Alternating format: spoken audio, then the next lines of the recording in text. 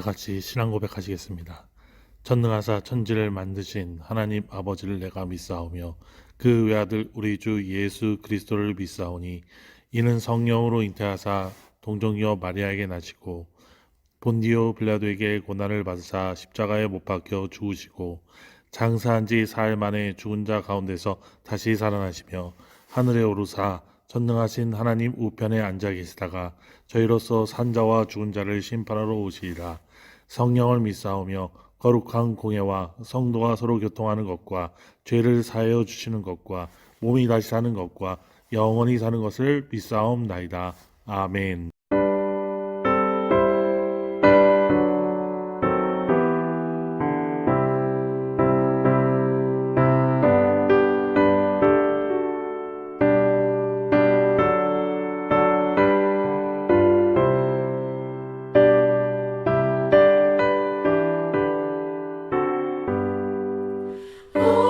어려운 일 당할 때 나의 믿음 적으나 의지하는 내 주를 더욱 의지합니다.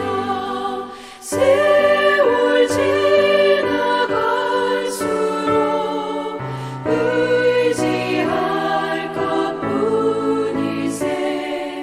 무슨 일을 당해도 예수 의지합니다. 성령께서 내 마음 밝히 비춰주시니 인도하심 따라서 주만 의지합니다. 세월 지나갈수록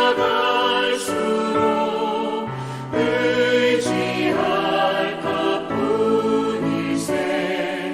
무슨 일을 당해도 예수 의지합니다.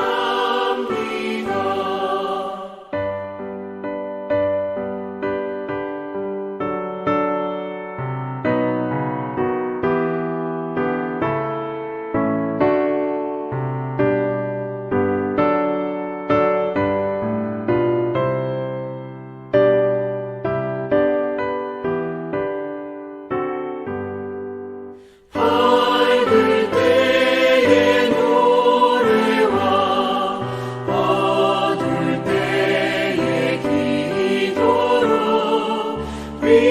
위태할 때 도움을 주께 간구합니다. 세월 지나갈수록 의지할 것뿐이세. 무슨 일을 당해도 예수 의지합니다.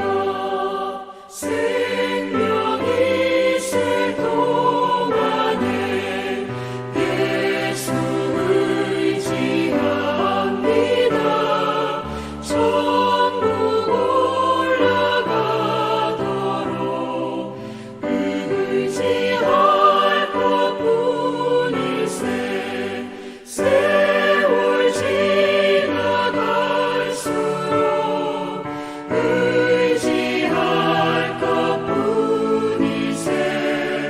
무슨 일을 당해도 예수 의지합니다.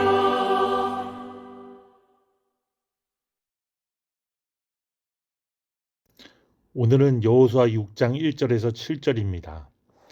이스라엘 자손들로 말미암아 여리고는 굳게 닫혔고 출입하는 자가 없더라. 여호와께서 여호수아에게 이르시되 보라 내가 여리고와 그 왕과 용사들을 내 손에 넘겨 주었으니 너희 모든 군사는 그 성을 둘러 성 주위를 매일 한 번씩 돌 때 엿새 동안을 그리하라. 제사장 7은 7 양각 나팔을 잡고 언약궤 앞에서 나아갈 것이요 일곱째 날에는 그 성을 7번 돌며 그 제사장들은 나팔을 불 것이며 제사장들이 양각 나팔을 길게 불어 그 나팔 소리가 너희에게 들릴 때에는 백성은 다 큰 소리로 외쳐 부를 것이라. 그리하면 그 성벽이 무너져 내리니 백성은 각기 앞으로 올라갈지니라 하시매 눈의 아들 여호수아가 제사장들을 불러 그들에게 이르되 너희는 언약궤를 메고 제사장 7은 양각 나팔 7을 잡고 여호와의 궤 앞에서 나아가라 하고 또 백성에게 이르되 나아가서 그 성을 돌 때 무장한 자들이 여호와의 궤 앞에서 나아갈지니라 하니라. 아멘. 오늘은 여호수아 6장 1절에서 7절로 여리고성이라는 제목으로 말씀을 교훈 삼으려고 합니다. 가나안 정복 부분을 다루고 기록하고 있는 여호수아서 가운데 1장에서 5장은 가나안 정복 전쟁을 위한 준비에 대해서 기록하고 있습니다. 그리고 이어지는 후반부 6장에서 12장은 가나안 정복 전쟁의 과정과 완료를 기록하고 있습니다. 그 중에서도 오늘 6장의 처음 부분은 가나안 정복 전쟁의 시발점인 여리고성 정복 전쟁 기사를 기록하고 있습니다. 본문은 이러한 여리고성 정복 전쟁 부분을 다루고 있는 첫 단락입니다. 하나님의 여리고성 정복 명령에 대해서 정복을 위해 이스라엘 백성들이 행할 일에 대해 지시사항을 이야기하고 있습니다. 여기서 하나님께서 여리고성 정복을 위해 이스라엘에게 지시하신 사항은 그저 엿새 동안 여리고성 주위를 매일 한 번씩 돌며 제7일에는 7번 돌라는 것과 제사장들이 그날의 나팔을 길게 울려볼 때 백성들은 큰 소리로 외치라는 것이었습니다.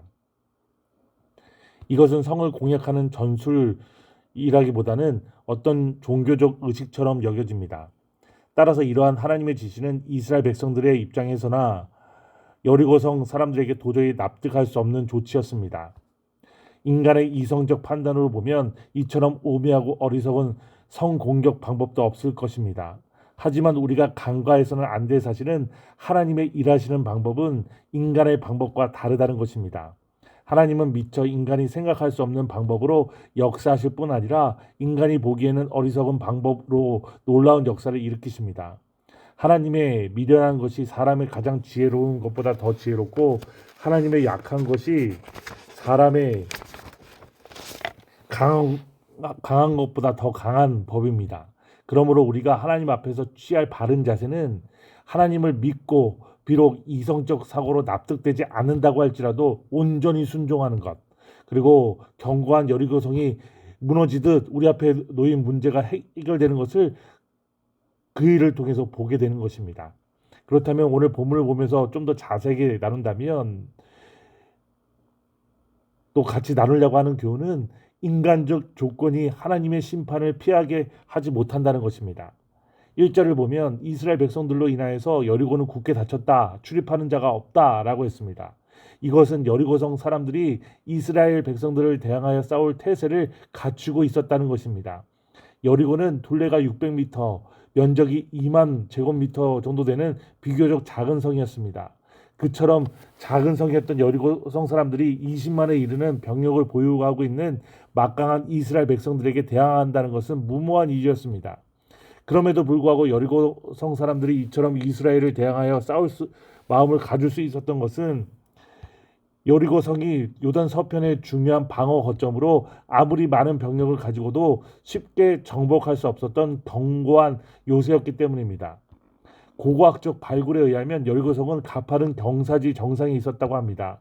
적들의 침입에 대비해서 3m에서 4m 높이의 석조 장애물을 설치한 것으로 밝혀집니다.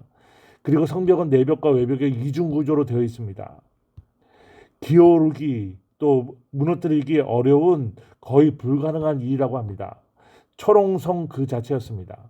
그러나 이처럼 적의 공격을 무력화시킬 수 있는 좋은 조건을 많이 가지고 있다고 할지라도 여리고성 사람들로 하여금 하나님께서 작정하신 심판과 멸망을 피하지 못하게 했습니다. 여리고성 사람들은 여리고성이 지니고 있던 그런 좋은 조건에도 불구하고 결국 여리고성이 하나님의 심판의 손에 의해 철저하게 파괴되는 것, 완전히 멸망할 수밖에 없는 것을 보게 되는 것입니다. 인간적인 조건이 하나님의 심판을 피하지 못하게 한다는 것입니다. 하나님께서 그를 심판하기로 작정하시면 반드시 하신다는 것입니다. 우리는 이 일들을 여러 역사적인 일들을 통해서 우리가 볼 수 있습니다. 인간적인 조건은 결코 하나님의 심판을 면하게 할 수 없는 것입니다.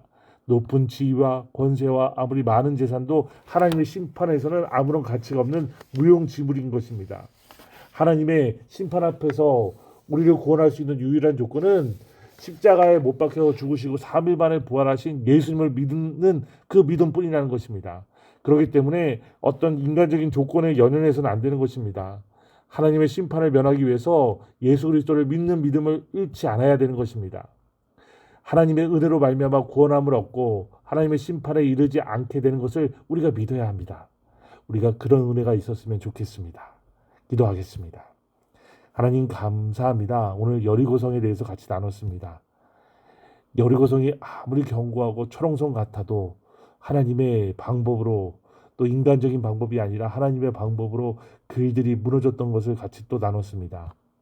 우리가 조건을 보고 세상을 보는 것이 아니라 하나님의 일하심을 보고 하나님을 믿는 믿음으로 세상을 이기려고 하는 그런 모습이 있게 하여 주시고, 그리고 오직 하나님의 영광을 위해서 사는 저희 모두가 되게 하여 주시옵소서. 오늘은 수요 예배가 있습니다. 큰 은혜가 임하게 하여 주시고, 교회도 붙들어 주시고, 담임 목사님과 사모님 붙들어 주시고, 또 후임 목사님과 가정을 또 정착과 목회를 위해서도 붙들어 주시고, 우리 성도님들도 지켜 주시옵소서. 감사합니다. 예수님의 이름으로 기도하옵나이다. 아멘. 하늘에 계신 우리 아버지여, 이름이 거룩히 여김을 받으시오며 나라가 임하시오며 뜻이 하늘에서 이루어진 것 같이 땅에서도 이루어지이다. 오늘 우리에게 일용할 양식을 주시옵고 우리가 우리에게 죄 지은 자를 사하여 준 것 같이 우리 죄를 사하여 주시옵고 우리를 시험에 들게 하지 마시옵고 다만 악에서 구하시옵소서. 나라와 권세와 영광이 아버지께 영원히 있사옵나이다. 아멘.